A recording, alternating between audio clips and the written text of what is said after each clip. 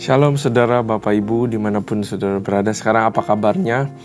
Tentu saya berharap kita semua, Anda semua masih tetap sehat, baik jasmani, rohani, ya maupun jiwani kita. Nah, sebentar kita akan makan firman Tuhan, akan ada benih yang ditabur. Tapi sebelum kita baca firman Tuhan, saya percaya Tuhan siapkan sesuatu buat kita. Tapi mari kita masuk dalam hadirat Tuhan melalui pujian dan penyembahan. Mari kita naikkan pujian dan penyembahan kita. Get comfortable with God. Saudara, sapa Tuhan kita dengan kata-kata yang manis, dengan puji-pujian, dengan penyembahan yang berkenan di hadapan Tuhan. Ya Radabashe, datang apa adanya pada Tuhan. Ya Ralaya Radabashe, ini kami Tuhan, ini kami Bapa. Oh,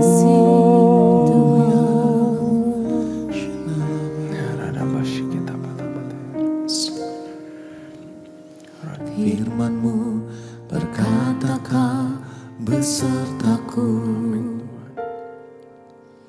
maka kuat roh dan jiwaku. Tangan-Mu Tuhan selalu ku nantikan, di setiap langkah ku percaya. Firman-Mu berkatakan besertaku, maka kuat roh dan jiwaku.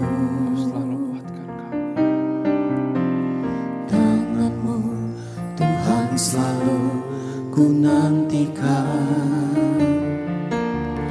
di setiap langkah ku percaya.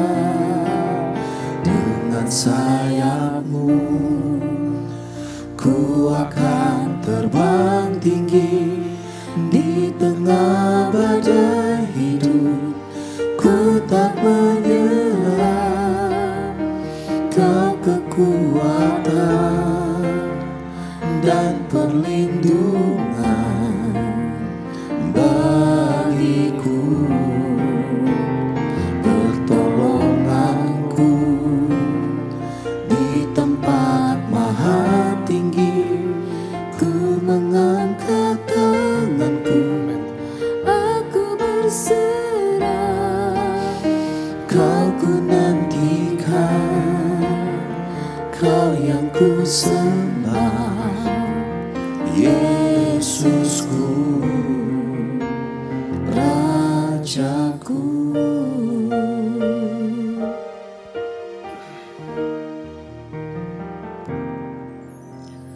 Firman-Mu berkatakan besertaku,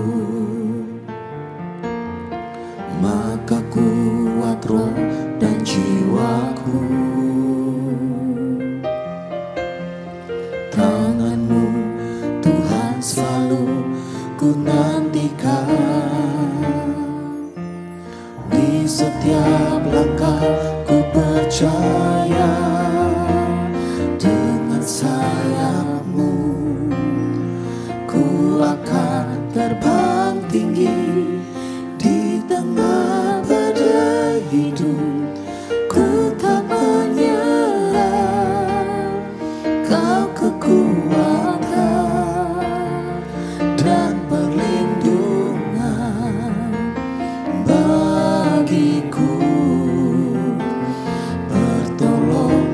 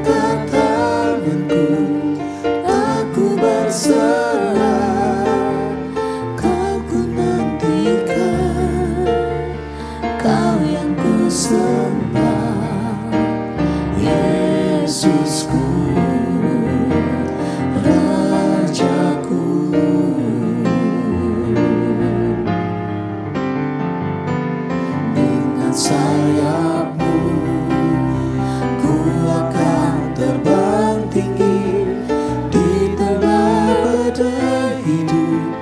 Ku tak menyerah, Kau kekuatan dan perlindungan bagiku, pertolonganku di tempat maha tinggi. Ku mengangkat tanganku, aku berserah, Kau ku nantikan, Kau yang ku sembah. Kau ku nantikan, Kau yang ku sembah. Kau ku nantikan, Kau yang ku sembah. Yesusku, Rajaku.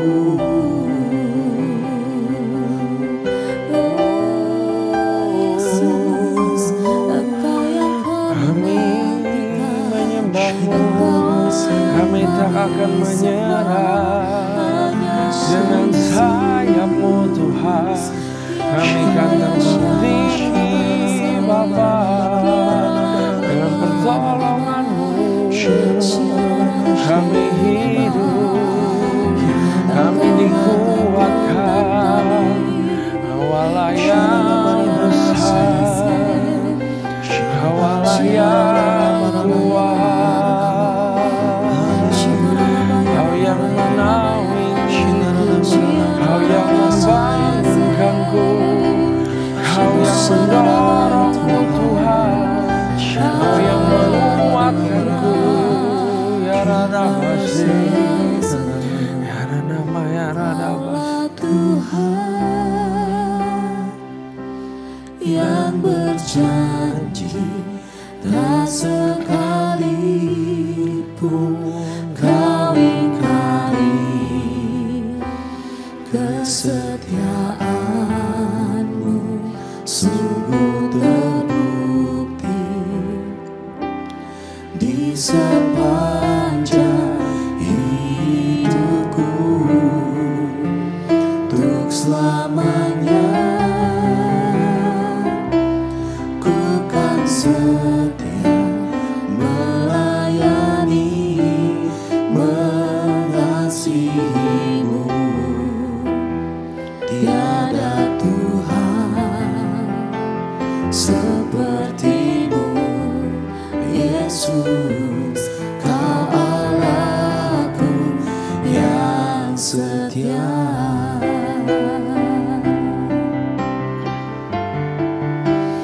Kaulah Tuhan yang berjanji, tak sekalipun Kau ingkari. Kesetiaanmu sungguh terbukti di sepanjang hidupku, untuk selamanya ku kan setia melayani, mengasihimu. Tiada Tuhan sepertimu, Yesus, Kau Allahku yang setia.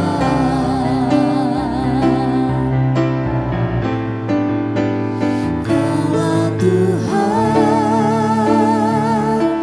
yang berjanji, tak sekalipun Kau ingkari. Kesetiaanmu sungguh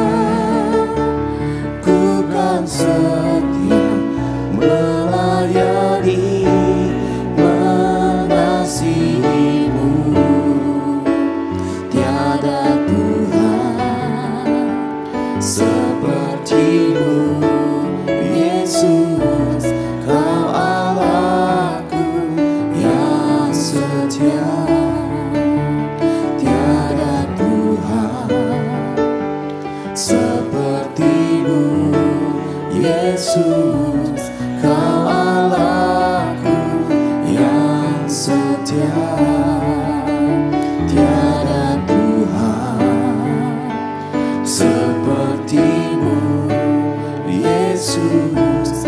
Kau Allahku yang setia.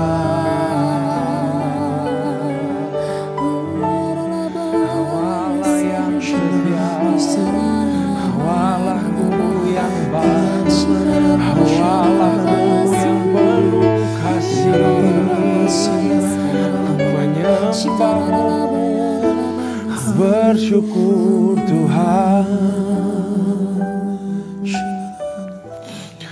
Bapa, terima kasih buat kesetiaan-Mu dalam kehidupan kami, dalam kehidupanku Bapa, dalam kehidupan kami semua ya Tuhan. Sungguh Kau baik, sungguh Kau termulia. Hanya pujian penyembahan, hidup kudus, mengejar firman-Mu, mengejar hadirat-Mu, mengejar pengenalan dan pengalaman akan Engkau. Hanya itu Tuhan yang menjadi devotion kami, karena Kau terlalu baik buat kami ya Tuhan. Bapak, urapi kami semua, bikin kami siap untuk menerima firman-Mu. Biar kami dengan cara yang benar menerima firman-Mu Tuhan, supaya benih ini boleh tertanam, ada transformasi, perubahan kehidupan. Urapi lidah bibir hamba-Mu, biar boleh katakan sesuatu yang baru Tuhan, yang jauh, yang lebih daripada yang sudah disiapkan ya Tuhan. Berkati telinga kami supaya kami mendengar juga dengan baik. Roh Kudus Kau yang berbicara langsung. In Jesus name, haleluya, amin. Sekali lagi saudara, shalom, salam damai sejahtera sukacita ya buat kita semua. Nah, mari kita buka firman Tuhan. Kita di kitab Mazmur. Kitabnya sangat luar biasa sekali, menggambarkan kehidupan Daud, menggambarkan karakter Tuhan, menggambarkan bagaimana menghampiri Tuhan, bagaimana menggambarkan sikap hati, fondasi pujian dan penyembahan di hadapan Tuhan.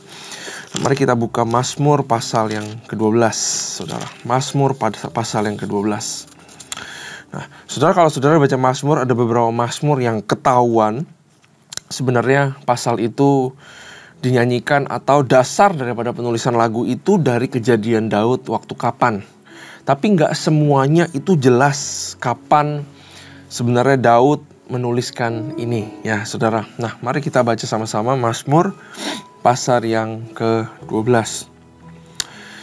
Selalu saya bilang bahwa di dalam setiap kita baca pasal demi pasal, saudara, saya rindu saudara bisa merenungkan ini sendiri dan mendapatkan sesuatu buat saudara. Selalu baca judul perikop pasalnya, karena ini akan mengarahkan kita kemana sebenarnya Tuhan mau bicara. Tapi bukan artinya Tuhan tidak bisa berbicara di luar daripada konteksnya ya.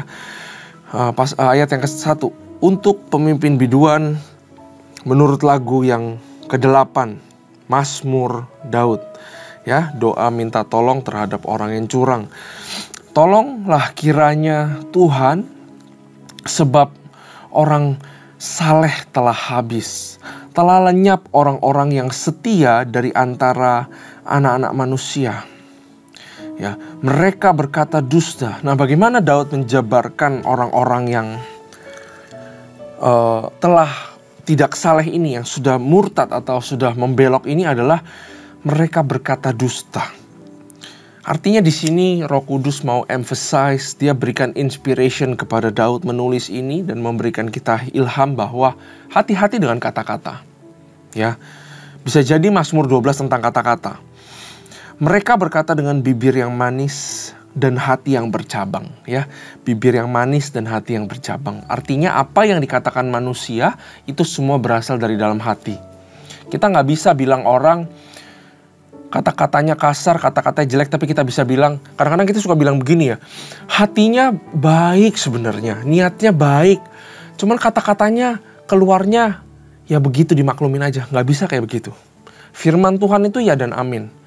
Dia bilang pohon yang baik keluarin buah yang baik, pohon yang nggak baik keluarin buah yang nggak baik. Namanya kalau keluar kata-kata nggak baik, dalamnya ada masalah. Kalau keluar kata-kata yang baik, dalamnya baik. Orang Tuhan itu nggak bisa dimanipulasi. Saya nggak percaya itu orang ngomong kata-katanya begitu, keluarnya begitu, tapi terus-terusan begitu. Entar pahit, entar ini. Sebenarnya niatnya baik, sebenarnya orangnya baik, sebenarnya orangnya cinta Tuhan. Betul mungkin niatnya cinta Tuhan. Tapi selalu hatilah, mulutlah itu adalah cermin daripada hati. Ya, makanya firman Tuhan di sini ayat 2 ayat 3. Di sini juga Roh Kudus mau bilang kepada kita. Ya. Apakah kita masih termasuk golongan orang-orang yang saleh atau tidak? Tuhan melihat loh, Tuhan mendengar, dan Tuhan sedang menilai bagaimana mulut kita berbicara seumur hidup kita. Ya, apakah kita termasuk orang-orang yang masih saleh, orang-orang yang mempunyai kebajikan, orang-orang yang berkenan di hadapan Allah. Artinya orang-orang saleh, orang-orang yang berkenan di hadapan Allah. Seperti Ayub, Ayub dibilang orang yang saleh. Adalah orang-orang yang dibela Tuhan pada akhirnya. Orang-orang yang dibanggakan Tuhan. Dia bahkan banggakan orang-orang yang mulutnya baik. Orang-orang saleh. Itu di hadapan semuanya. Seperti Ayub. Ya. Ayat 4. Biarlah Tuhan mengerat segala bibir yang manis dan setiap lidah yang bercakap besar. Ya. Bukan cuman orang yang suka berdusta, tapi orang yang suka bercakap besar. Artinya orang yang suka meninggikan dirinya sendiri. Bercakap besar juga orang yang suka melebih-lebihkan. Taruh bumbu MSG, saudara. Taruh garam kebanyakan. Ya, ini adalah orang-orang yang Tuhan gak suka. Ini adalah lidah-lidah yang Tuhan gak suka. Orangnya dicintai. Lidahnya gak dicintai sama Tuhan. Karena itu dia bilang lidah harusnya dikerat. Artinya lidah harus dilatih. Artinya kalau sekarang kita masih bibirnya serong, mulutnya serong, bukan artinya itu akhir daripada segalanya. Artinya harus latihan bagaimana kita berbicara. Tuhan masih menyayangi kita. Satu hari Daud pernah bilang di nyanyiannya, saya lupa saudara, tapi di Mazmur berapa. Tapi itu selalu di pikiran saya, gak pernah hilang. Daud di dalam segala keadaan, dia selalu bilang begini, Tuhan pasanglah pagar dan penjaga di pintu bibir aku, supaya bibir aku tidak mengeluarkan sesuatu yang salah. Daud di sini konteksnya adalah pemazmur. Kata-kata di sini tentu mempunyai satu intensity atau tekanan lebih kepada orang-orang yang berada di dalam pelayanan praise and worship. Harus hati-hati di dalam kata-kata. Tapi bukan artinya orang-orang yang tidak berada di dalam pelayanan itu bebas ya. Karena kita semua itu diajarkan untuk memuji dan menyembah Tuhan. Lebih baik kita tidak memuji menyembah Tuhan daripada apabila kita terus berbicara yang gak bagus, menggosip, dusta, atau berkata-kata yang melebihkan, berkata-kata yang tidak sesuai dengan kebenaran. Saudara, ayat 5, dari mereka yang berkata, dengan lidah kami menang, bibir kami menyokong kami, siapa Tuhan atas kami. Ini kata-kata mulut yang menyombongkan dirinya. Mulut yang menyombongkan dirinya adalah pribadi yang tidak tunduk kepada Tuhan. Dan satu hari kita menyombongkan diri dengan mulut kita adalah satu hari kita menyombongkan diri di hadapan Tuhan. Oleh karena penindasan terhadap orang-orang yang lemah, oleh karena keluhan orang-orang miskin, sekarang juga aku bangkit, firman Tuhan. Aku memberi keselamatan kepada orang yang menghauskannya. Jadi ada kontras, saudara. Kalau saudara lihat, dari Daud berbicara tentang perkataan manusia, Daud pindah kepada perkataannya Tuhan atau bibirnya Tuhan. Ayat 7, janji Tuhan adalah janji yang murni. Bagaikan perak yang teruji, 7 kali dimurnikan dalam dapur peleburan di tanah. Engkau Tuhan yang akan menepatinya. Engkau akan menjaga kami senantiasa terhadap angkatan ini. Orang-orang fasik berjalan kemana-mana, sementara kebusukan muncul di antara anak-anak manusia. Nah saudara, kalau saya boleh rangkum pasal 12 ini. Pasal 12 ini mau kasih kita kontras perbedaan antara mulut manusia dengan mulut Tuhan, perkataan manusia juga dengan perkataannya Tuhan. Nah saudara, tahukah bahwa kalau kita lihat janji Tuhan adalah janji yang murni, bagian perak ya. Engkau akan menepatinya. Artinya janji Tuhan itu kalau sudah diberikan, dia pasti akan melakukan apa yang diperintahkan sama Tuhannya. Ya, janji Tuhan, perkataan Tuhan itu ada kuasa. Nah, saudara tahukah bahwa mulut kita juga ditaruh kuasa sama Tuhan. Saudara punya kuasa dan kuasa itu ditaruh di mulut kita. Seringkali kita mengira itu kuasa adalah orang-orang yang berkedudukan tinggi, orang-orang yang punya posisi tinggi, orang-orang yang berada dalam pemerintahan, orang-orang yang punya banyak uang. Kita pikir mereka adalah orang-orang yang berkuasa. Tapi saya mau beritahu bahwa saudara orang Kristen, kita semua punya kuasa. Dan kuasa itu ditaruh di lidah bibir kita. Tapi masalahnya begini, kita itu nggak bisa hidup tanpa, kita harus berbicara di dalam kehidupan kita. Betul, hari-hari kita berbicara terus kemana-mana. Nah, masalahnya kita nggak sadar bahwa perkataan itu punya kuasa. Jadi kita pakai mulut kita hanya untuk komunikasi. Kita harus pakai sisi lainnya bahwa mulut kita itu juga bisa menciptakan sesuatu. Perkataan pertama kali dikenalkan di Alkitab bukan untuk komunikasi. Kita nggak punya awareness bahwa setiap yang saya katakan itu punya kuasa. Bisa menciptakan, bisa mematikan, bisa menghancurkan, bisa menguatkan. Kita berkata-kata ya berkata-kata aja. Menekan orang. Ya contoh ya saudara, saya pakai yang contoh-contoh simple. Ibu-ibu di pasar, tekan terus pakai kata-kata. Supaya dapat harga yang paling murah. Udah paling murah masih ditekan terus. Sadarkah kita? Waktu kita menekan harga, kita juga menekan hidup orang. Ya, ini nggak bisa sembarangan dengan kita berkata-kata. Kita nggak pernah tahu apa yang orang itu sedang alami hari itu. Kita nggak pernah tahu ceritanya. Cuman Tuhan yang tahu cerita orang itu. Makanya dia bilang, hati-hatilah dalam berkata-kata. Kita pikir kita ngomong asal aja begitu. Ini memang cara saya ngomong. Kita nggak pernah tahu kondisi hati seseorang. Ya, kita harus hati-hati menggunakan kata-kata. Kata-kata menciptakan sesuatu. Kita diciptakan serupa, segambar sama Tuhan. Mulut kita mirip, sama dengan mulutnya Tuhan. Kalau Tuhan pakai kata-kata untuk menciptakan, maka kata-kata kita juga bisa menciptakan dunia kita. Makanya ada pepatah bilang, you eat your own words. Atau firman Tuhan sendiri tulis, you will eat your own words. Kau akan memakan buah perkataanmu sendiri.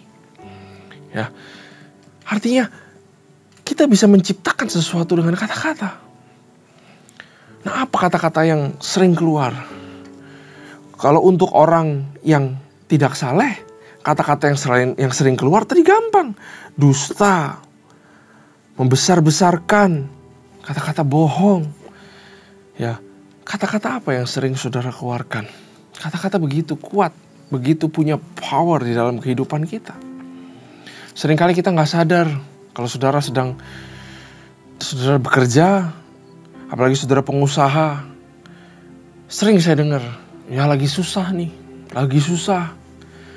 Market lagi susah, ekonomi lagi susah, cari karyawan lagi susah, semua susah. Gak heran saudara susah. Gak lama-lama saudara akan dikelilingi sama pengusaha teman-teman yang ngomongnya sama. Karena orang yang sama akan menarik yang sama.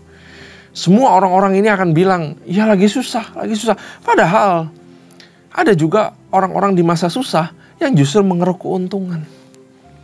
Mereka gak pernah ngomong susah, buat mereka adalah opportunity.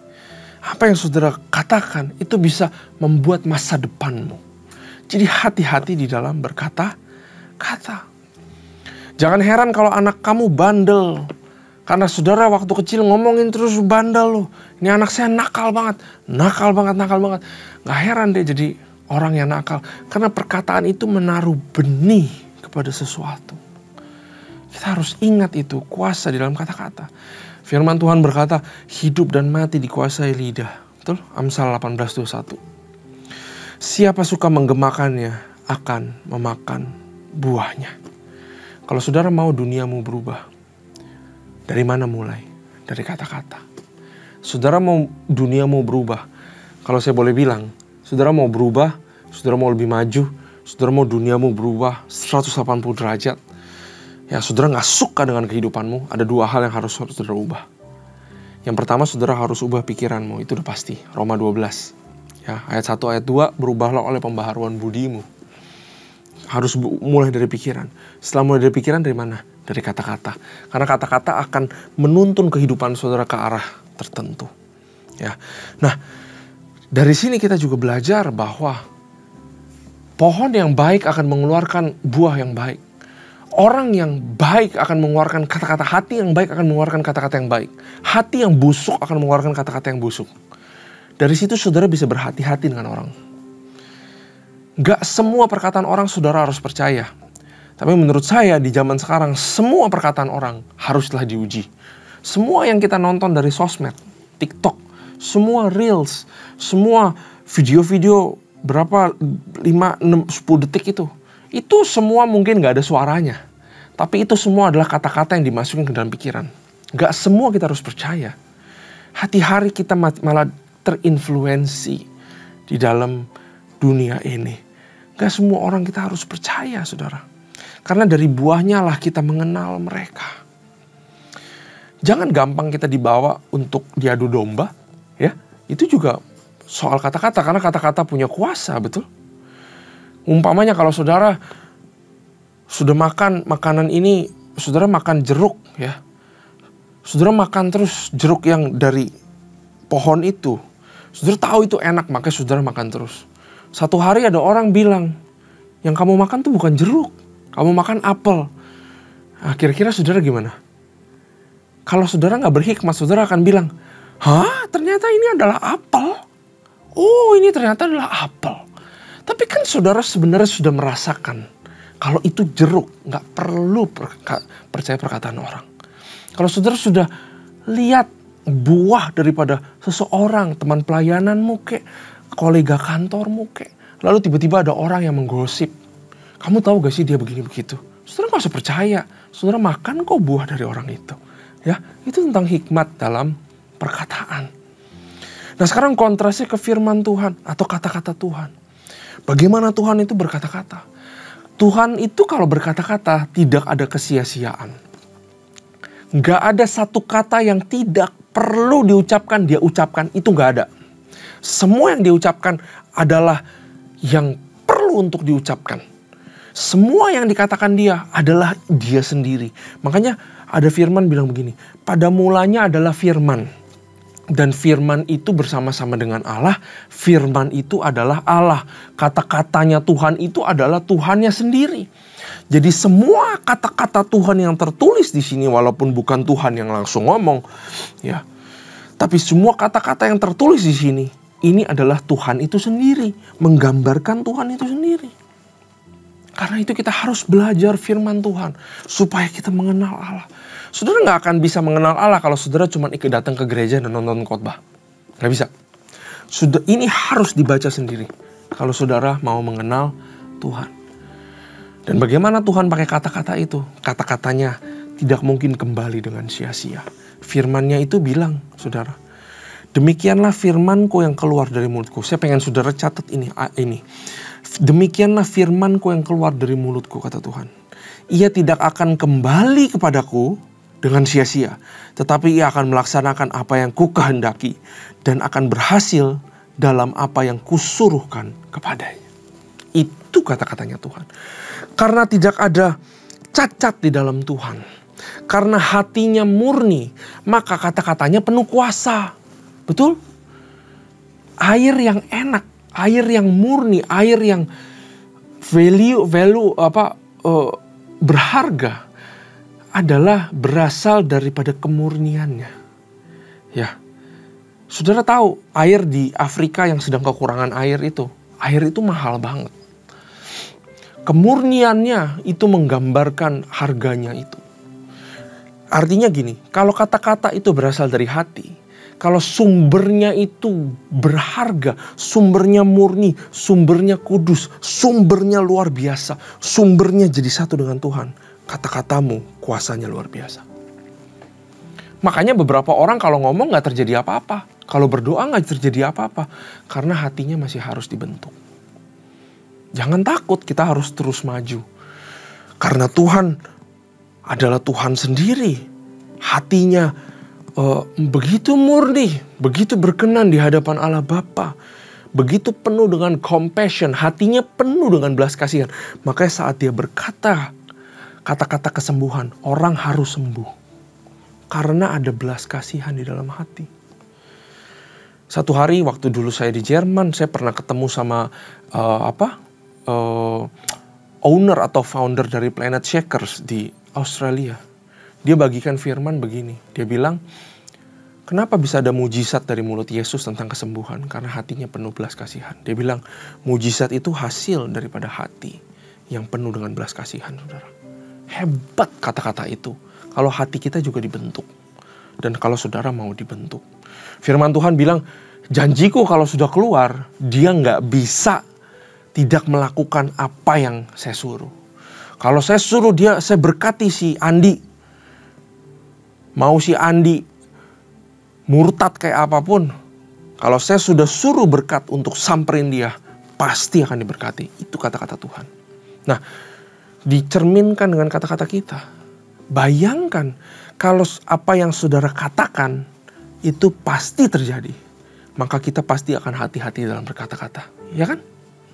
Tapi masalahnya itu belum dibuka tuh. Kuncinya belum dibuka sama Tuhan. Makanya masih ada kata-kata yang kita doakan atau kita deklarasikan gak terjadi apa-apa. Karena mulut kita masih katakan yang kutuk.